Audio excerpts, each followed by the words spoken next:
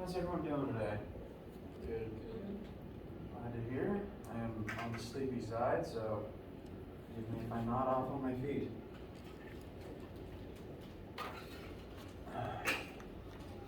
Just one sec. Connected.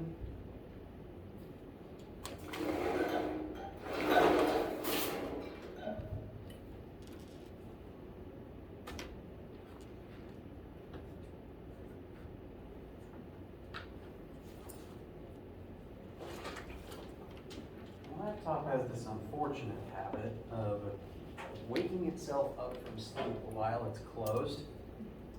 So I'll wake up in the morning to find its battery drained because it burned itself out idling all night.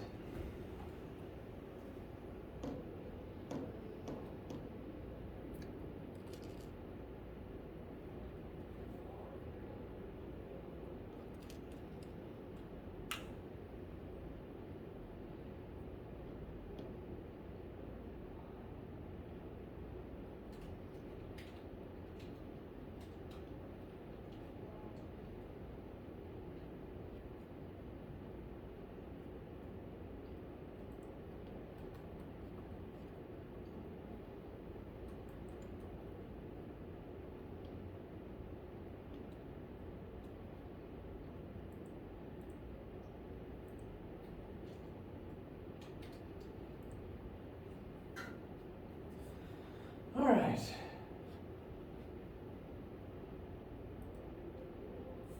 Today is the last day of August. Tomorrow begins September.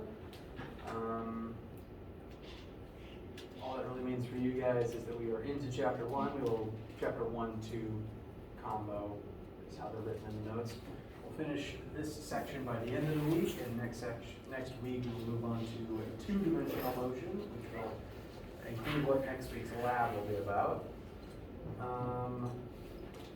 We have lab this week, so if you haven't come yet, you'll show up either today or tomorrow, just to make sure you know when your time slot is. And this is when you should begin, if you haven't already started the first homework set on WebAssign, you should be logging into it to start looking over it. It is not currently due until September 12th, just to make sure everyone has time to access it and get used to the flow of things before things start being due. Usually it'll be about one a week. So this first one is due on the 12th, so we have this week to finish up chapter 1 and 2. Next week we're going to continue utilizing the information from it, so it'll still be relevant as you're practicing on the homework. And I always make homework due at midnight, so you have time to come in on lecture that day. We can talk about any questions you have, and then you can finish it up by that night. So be working on that. Again, do the 12th, not an immediate concern, but something you need to get into the flow of working on when you have time, when it's on your mind. I believe that's all the articles to be concerned with. Any questions before we get started today?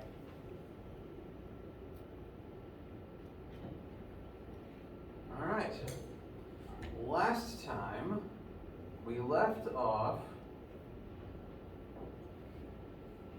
If my computer will make PowerPoint work, right?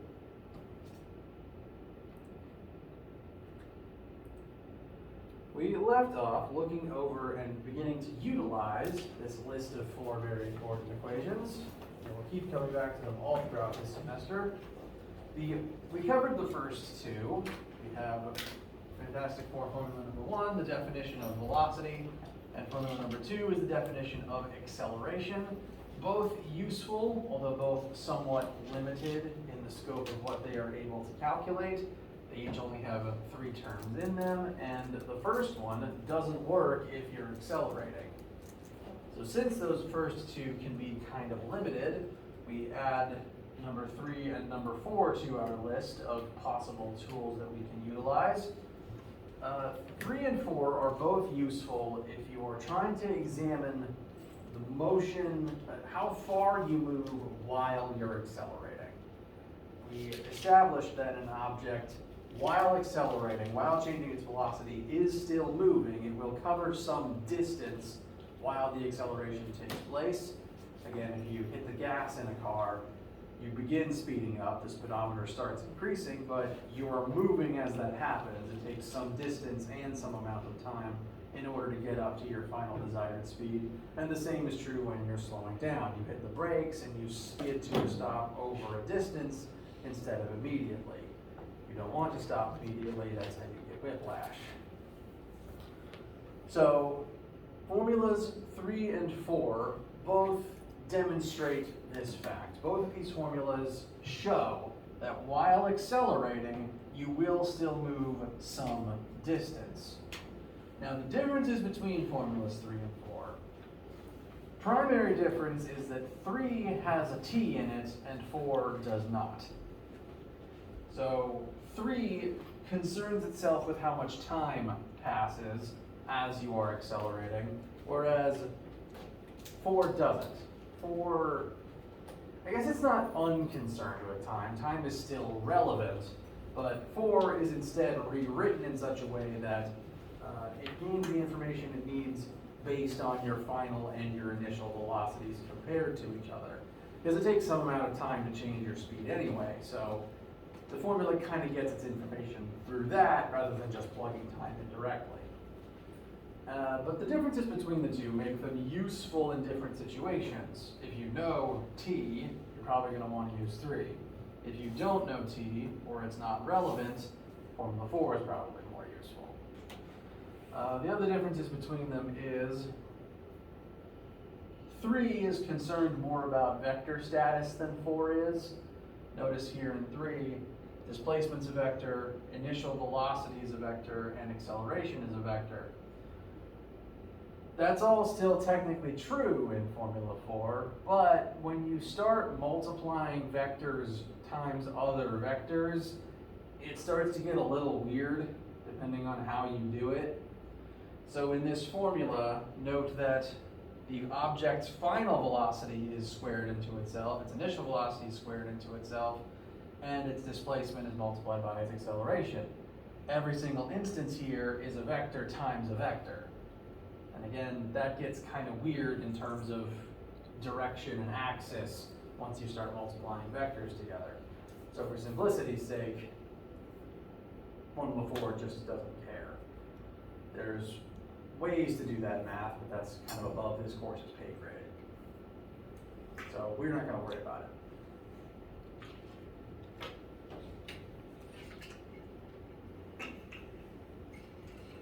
And I believe I mentioned that of the entire list of formulas here, 3 is one we're going to come back to pretty frequently. It's going to come up a lot because it does a very good job of summarizing just motion in general. To get a written example of it in the notes before we start looking at some new stuff, these are the sample questions that we worked on Monday. We completed the first 2, and now we're going to utilize some of the information from the second one to solve the third one. As a reminder, for that second question, we have a car that starts at rest. It's eventually going to speed up to 30 meters per second after a period of 4 seconds. And we calculated its acceleration to be 7.5 meters per second squared. We use formula 2 to determine that based on the difference between the final initial velocities divided by the time that it took in order to accelerate. With these pieces of information, it is possible to answer this third question. How far does the car in the above example travel as it speeds up? So, we have initial velocity, final velocity, time, acceleration, and we want to know change in displacement, delta d or delta x, if you're just looking at the x-axis. And we need a formula that has this in it and some of these other pieces of information that will allow us to solve for it. That's going to be formula 3 in this case.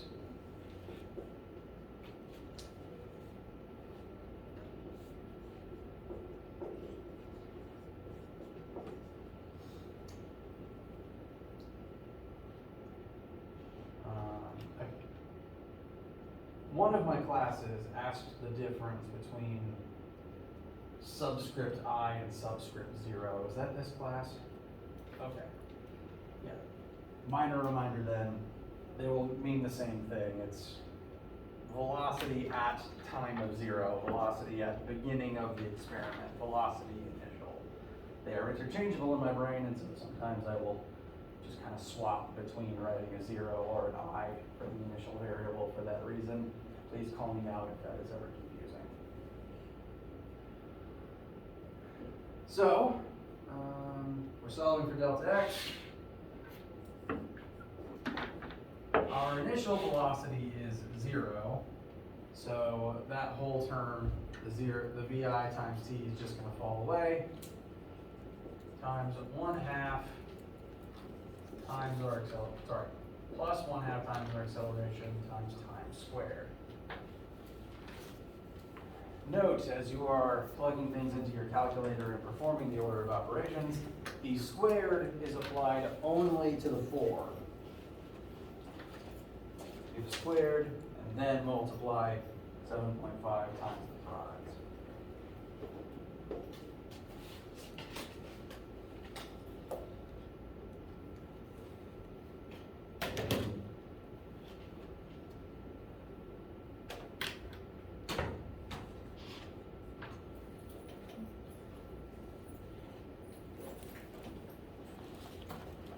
How far does this particular car need to move in order to hit its top speed? 60 meters. Very good. 60 meters, which is actually pretty far. If you're not used to thinking in meters yet, and a lot of people aren't, I've been doing this for a long time, and I still have to mentally compare meters to feet most of the time. 60 meters is approximately 200 feet.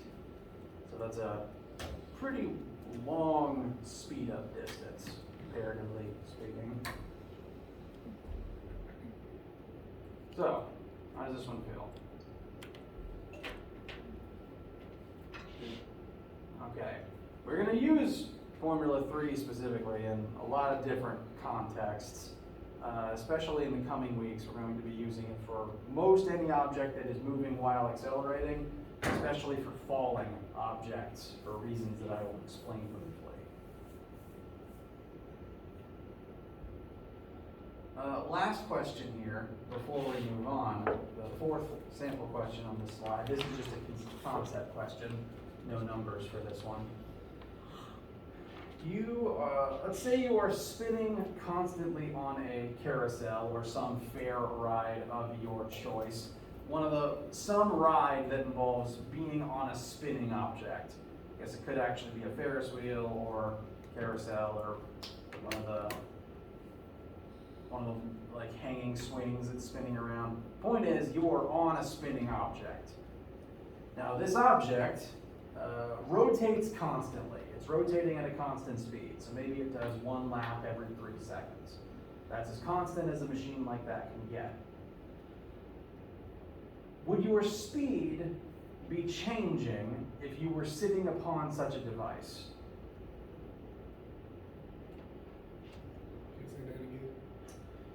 You're sitting on some sort of a spinning carousel that is moving at a constant rate. Say it completes 1 revolution every 3 seconds. So the machine is spinning constantly, and you are sitting somewhere on that machine. You're sitting in a chair on the ride. As you are spinning at a constant rate, is your speed constant? If you had a speedometer installed that would tell you how fast you're moving, would it read a constant number as you're on that ride?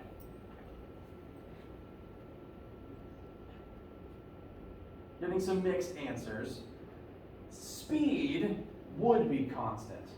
Speed is simply the scalar value of how fast you're moving, regardless of direction. And as long as the ride is spinning at a constant rate, every single second you'll keep moving through the same number of rotations, which would be the same physical distance each time.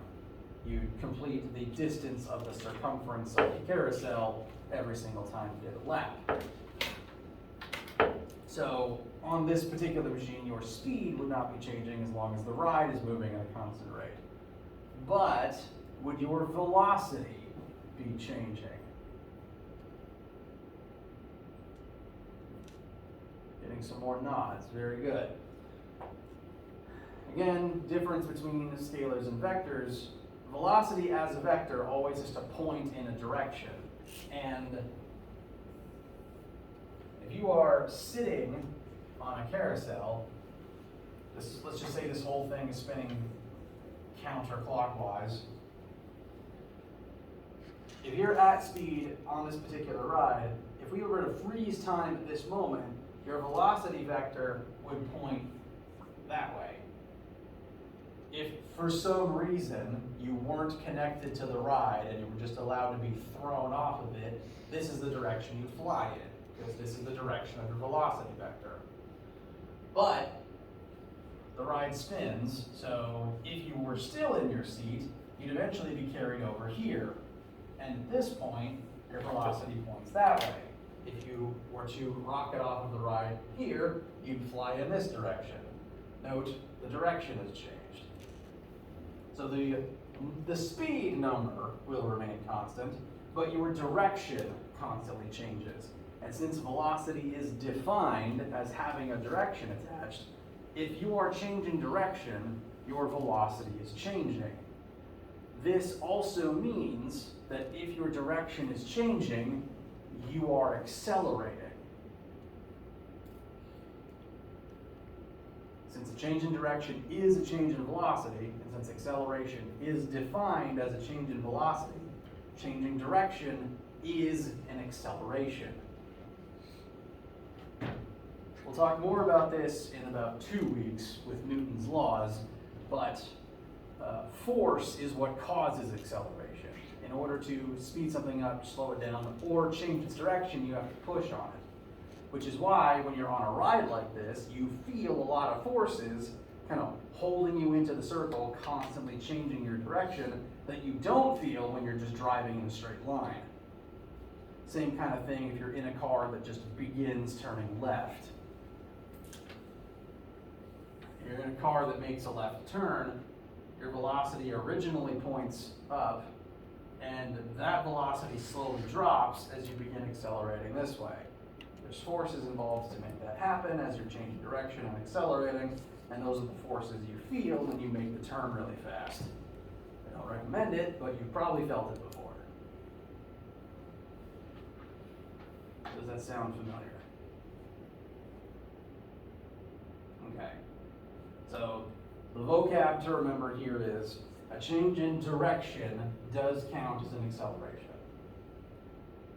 Cool. All right. So we've covered the variables, displacement, velocity, and acceleration. We've looked at some of the formulas we're going to use to describe them. Let's rephrase.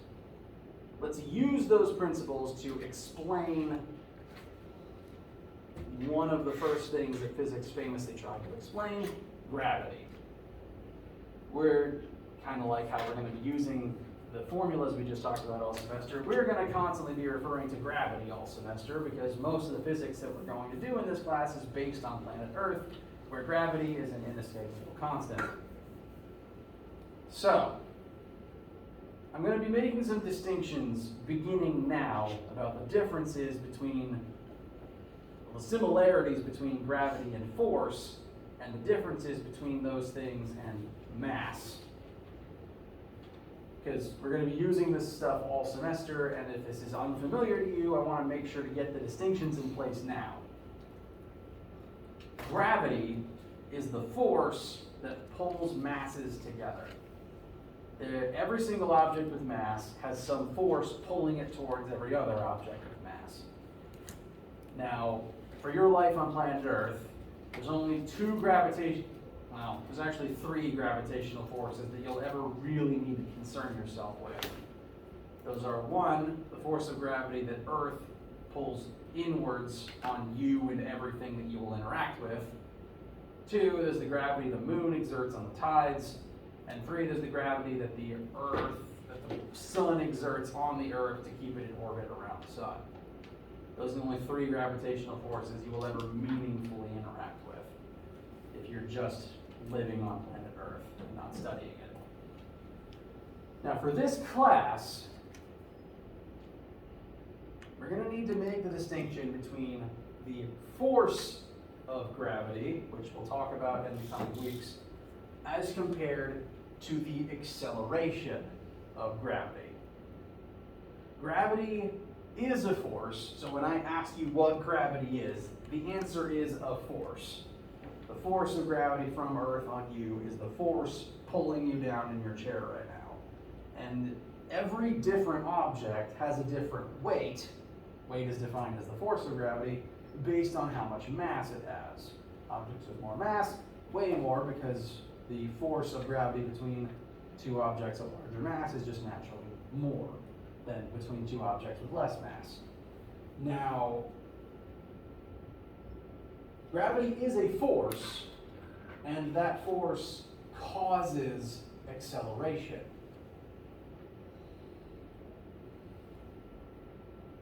And an interesting fact is, even though every object, everything on Earth has a different weight, 9 times out of 10, they will all accelerate down, they will all fall at the same rate, regardless of having different weights.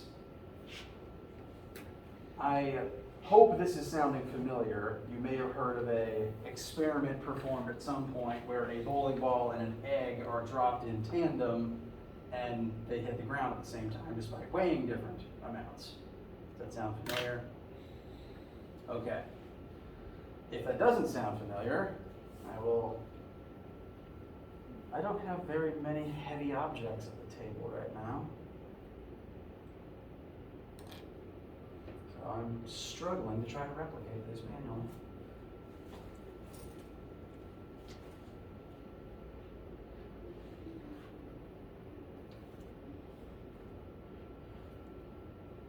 There's a bowling ball somewhere in the building, but I don't want to find it. I don't want to drop it on the floor. Ah.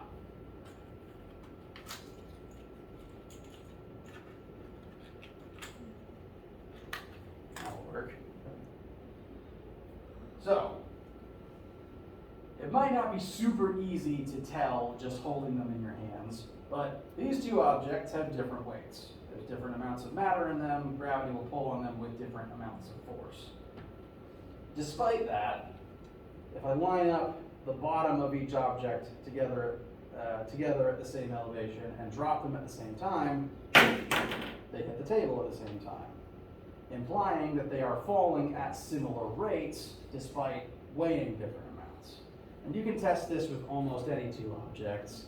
You could drop the paper clip and a bowling ball at the same time, and they should hit the ground at approximately the same time. That is because, despite every object weighing something different, they will all, 9 times out of 10, when you ignore air resistance, they will all fall, they will all accelerate towards the ground at the same rate. And that rate is one that, it's a number that we're going to keep coming back to. You don't necessarily need to memorize it, but it'd be handy if you did.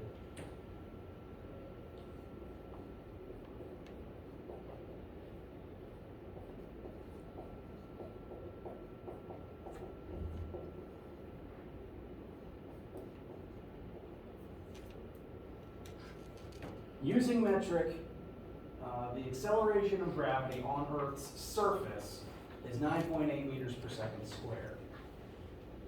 In previous classes, you might have used either this number or just rounded it up to 10. I'd prefer to use, actually, 9.81 is slightly more accurate. So if you want to be as accurate as possible, that's the constant we will keep using. It's usually safe to round to 9.8 though. We don't usually do such high precision in here that you need to do that extra digit. That number represents the acceleration of objects as they fall on planet Earth. Have you ever noticed that when you drop something, it doesn't remain at the same speed as it falls?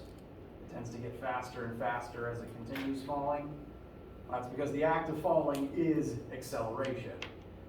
This is why it's more dangerous to fall from higher places, not just because the distance is what's dangerous, but because the longer you're falling, the more you're accelerating and the higher speed you'll be moving at when you hit the ground. So that's the reason falling is dangerous, because again, it's accelerating. You're changing speed, increasing speed as you drop. And that number, the 9.81, is the value we're going to constantly be coming back to as the acceleration of gravity for this class. Now, when you leave planet Earth, if you get on a spaceship and start traveling away, that number starts dropping until eventually you're far enough away that it's reduced to 0. But as long as you're on Earth's surface, and in pretty much any physics question we're going to deal with in this class, you can assume it'll take place on Earth's surface unless it says otherwise. You can assume that that value is a constant that you'll be able to use. So right at the top of your notebook is an assumed value that you'll always have access to. So on Earth, and again,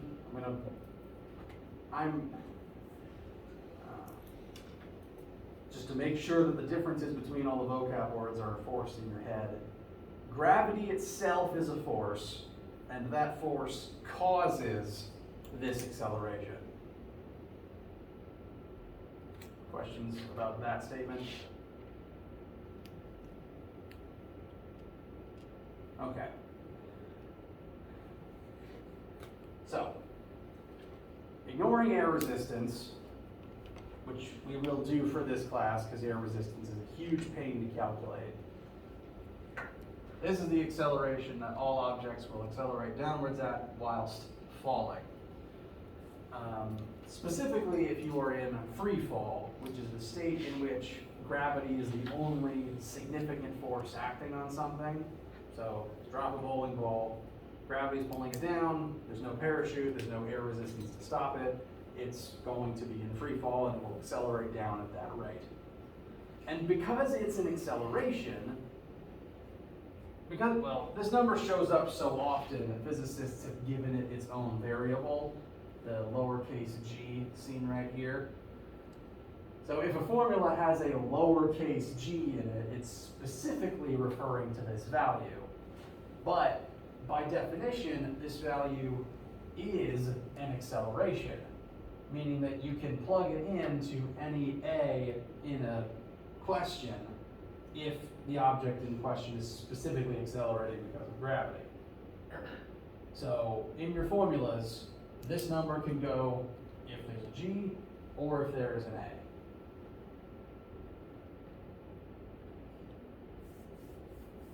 Feelings, opinions, questions, etc. Okay. So, where will this be relevant?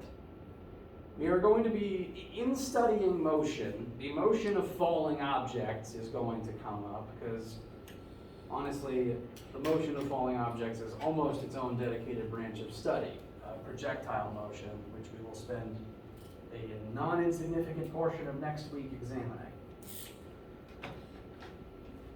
And since being in free fall is one of the only places where acceleration can truly be constant, it's kind of hard to have a machine routinely make something accelerate at exactly the same rate, whereas falling is remarkably consistent every single time. It's always drop something, falls at 9.8 meters per second squared. Because it's so consistent and appears everywhere, we're going to do several examples of looking at the motion of objects while falling. And We'll include this sample question. A basketball player is going to leave the ground with a speed of 6 meters per second upwards. This is where direction is going to start mattering as they jump. Two questions we're going to examine are: one, how much time are they going to spend in the air? This is referred to as hang time. And two, how high did they jump? What is the maximum height they were able to reach? In doing this one, I'm going to teach you some of the assumptions that you'll be able to make when doing these sorts of questions in the coming weeks.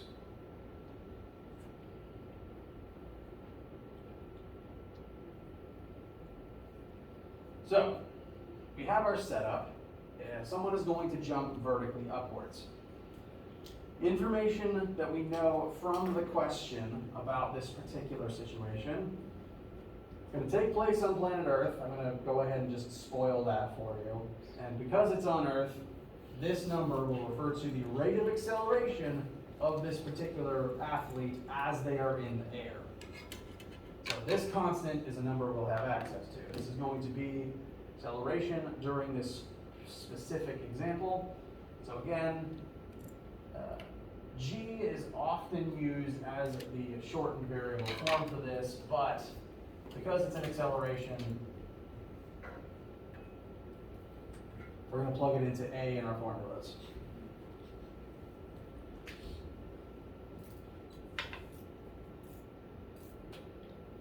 So the acceleration we'll be using is 9.81 for this particular question. We're also given the initial speed, initial velocity, of 6 meters per second. That is the rate at which, that is the speed at which they leave the floor as they jump up. Now I did say that this is when direction is going to start mattering. We're only working in one axis, but the vertical axis can include up or down. So we need to watch our positives and negatives to make sure that our information makes sense. So, within the vertical axis, our initial velocity points up. So we'll keep that as a positive number. But if up is positive, down has to be negative, and gravity is specifically accelerating downwards. Now, you could swap your frame of reference there if you wanted to. You're allowed to say down is plus and up is minus, but for this question specific, for a lot of questions like this, whatever you decide positive is, if it's not moving in that exact direction, you have to set the other version as negative. So, direction, sign, becoming important. Can't ignore it. Now the 6 is the only actual number that the question gave us for absolute certain. We have been asked for how much total time was spent in the air, so total hang time, and we also want to know the maximum height that this person can jump to. So those are two things we're looking for.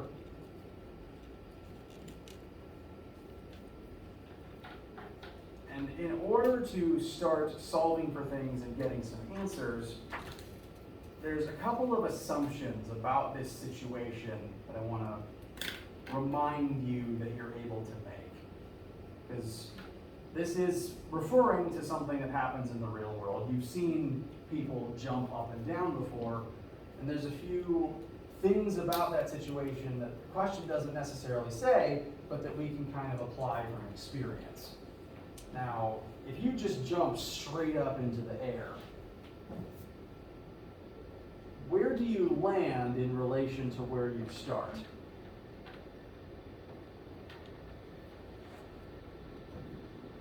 Somewhere around the same spot.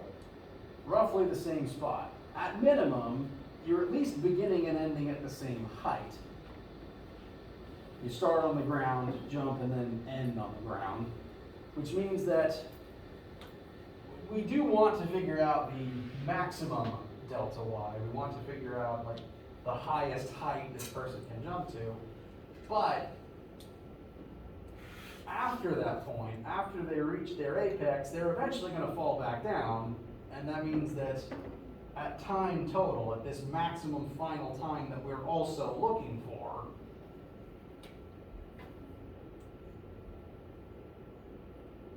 they're going to end at the same floor they started at. So we're going to kind of be examining two different points in time here, and that one piece of information that we know from watching people jump will help give us another piece of information we can use when looking for that total time.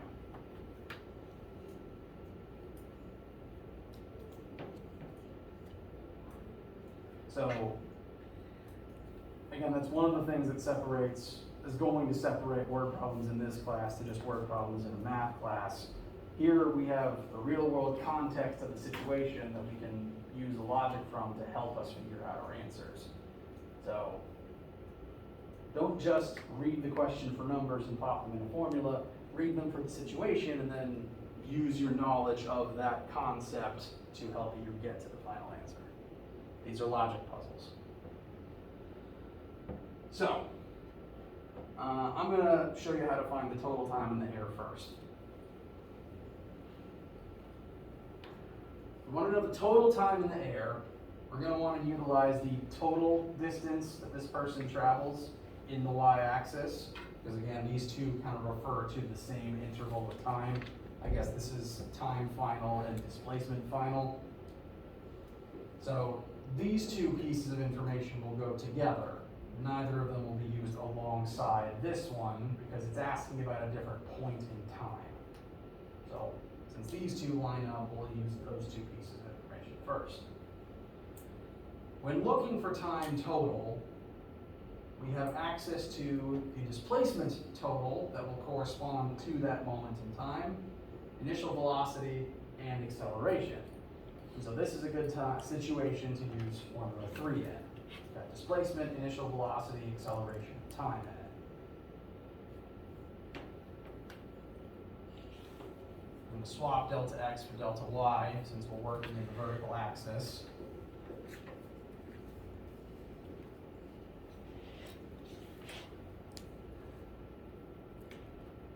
And we can start plugging in everything that we know and that we want to know. Total y displacement is going to be 0 because at the time we're looking for, we're going to be back where we started. So our total displacement by the time we reach the floor again is going to be 0. Initial velocity upwards is 6 plus 1/2 times our negative acceleration times time squared.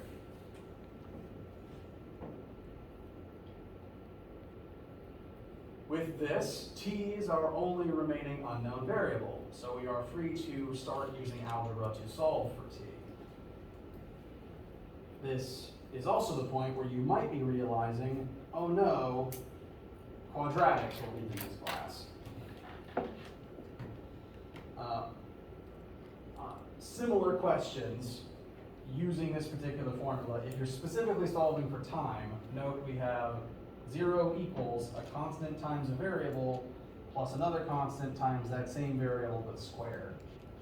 We can't just add these together because one of the t's is squared and the other isn't. In the past, you've probably had to use the quadratic equation to solve for your variable in this sort of a situation. And we will need to do that sometimes in this class. However, in this specific situation, there's a shortcut we can employ because we've got all the t's on the right side and the entire left side is just a 0. And that 0 is a nice, convenient little pit that we can throw one of the t's into. Because note, if we divide the entire right side by t, and therefore also divide the entire left side by t, that'll simplify the right side, down to just 6 plus 1/2 acceleration times t. It's not squared anymore. Meanwhile, on the left, 0 over t is still 0. So we kind of just erased one batch of the t's to simplify us out from having to use the quadratic this time.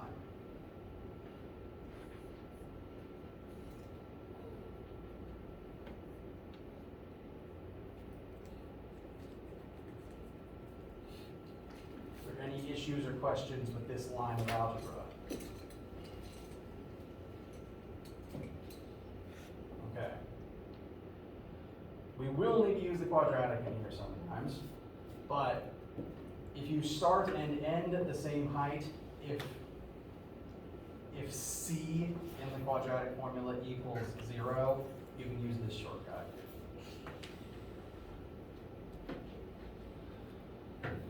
And now all we have to do is normal algebra, no quadratic. We can just get t on one side and find an actual number for it.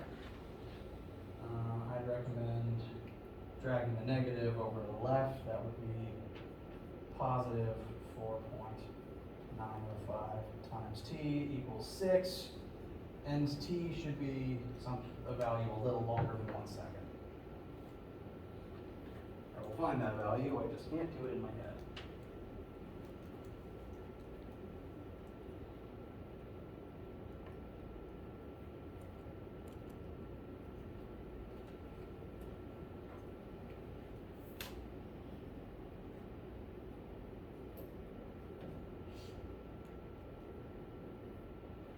We got approximately 1.22 seconds.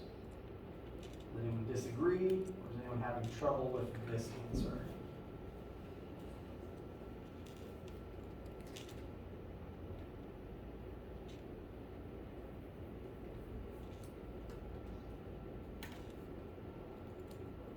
All right.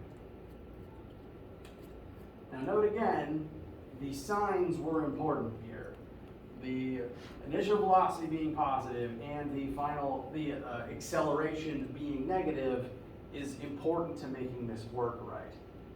Because when you throw something straight up, or when you jump straight up, you're initially moving upwards. This object has an initial positive velocity, it's moving upwards.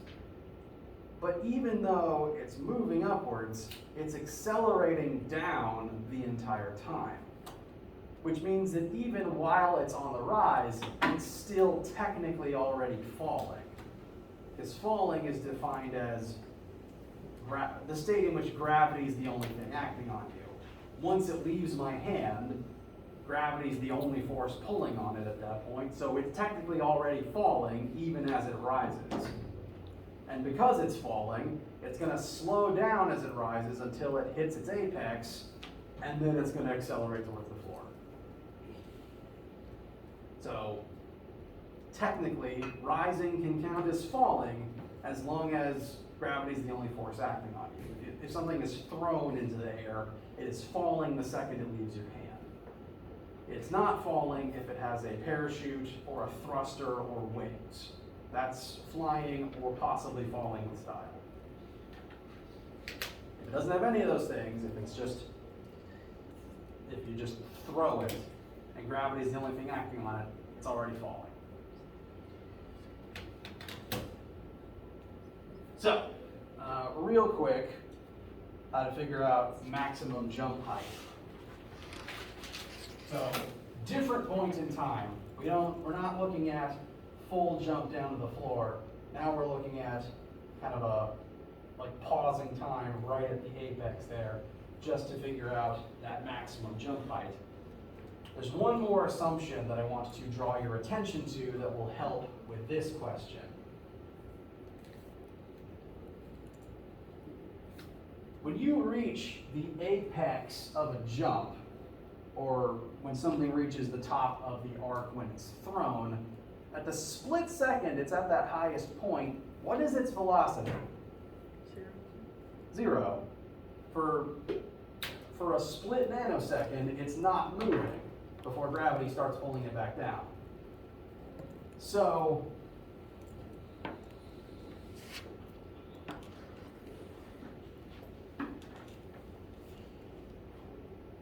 at this position, the position where you're at your maximum height, your final velocity is 0. So again, these two pieces of data refer to the same moment. These two pieces of data refer to the same moment, but they are two different moments. For this moment, at the maximum height, for that moment, your final velocity is 0. We don't technically know at what point in time that is, but we do know, we want to know how high up you are. We know the final velocity, we know the initial velocity, and we know acceleration, which means we could use Formula 4 if we wanted to. I don't know why I walked all the way over here.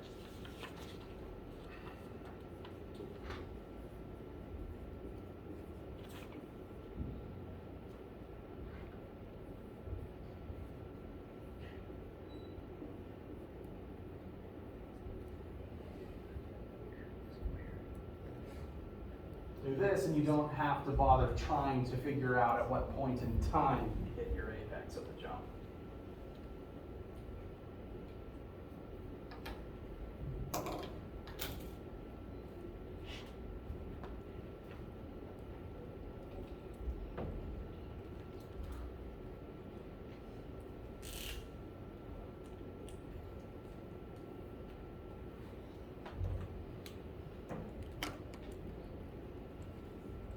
Why did I pick up the marker like that?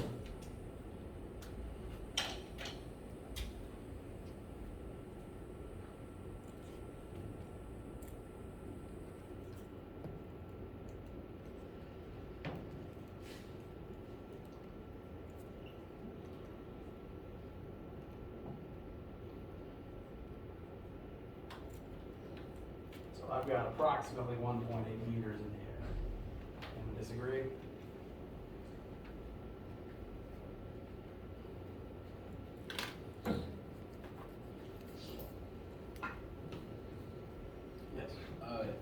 Does D stand for distance? Yes. Okay. Distance, displacement. Yes, I apologize for the changing letters. No, it's okay. So it X and D can be interchanged. Yes.